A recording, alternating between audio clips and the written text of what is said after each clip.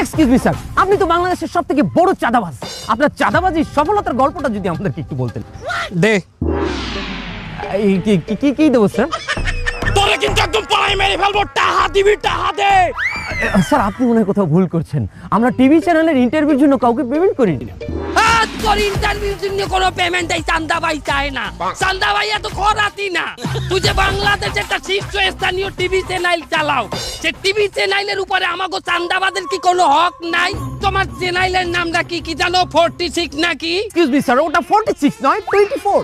আর তো 24 হোক আর 28 হোক, চান্দা তোমার দেওয়াই লাগবে। কান খুলে শুনে রাখো, যেই সরকারি ক্ষমতায় আসুক বাংলাদেশের মানুষের এই চান্দা বাইরে চান্দা দেওয়াই লাগবে। ঠিক কি না বলো?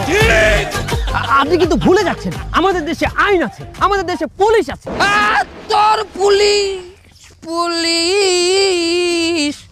হাজার পুলিশ, সকল পুলিশের মরণে স্মরণে। তুই কি হানা চান্দা নিতে আইছো? সি রে ননি সি কি বলেন ইন্সপেক্টর স্যার? কোনো চান্দা নিতে আসি নাই। আসছি না, আমরা কোনো চান্দা নিতে আসি নাই। তাই আমি কি চাইছো? সালামি চাইছি স্যার, ঈদের সালামি। সাংবাদিকের কাছে তা আমাগো ঈদের সালামি দেবে কেডা? আমাগো তো কোনো সালাদুলা পায় না, চান্দা দেবে সালামি দেবে। আমরা তো পথ শিশু স্যার, আমাগো কেউ নাই। আছে কম স্যার, আমাগো কেউ নাই। আমি হলাম জিন্দা হালাত। কাটিস না রে জংলার বান।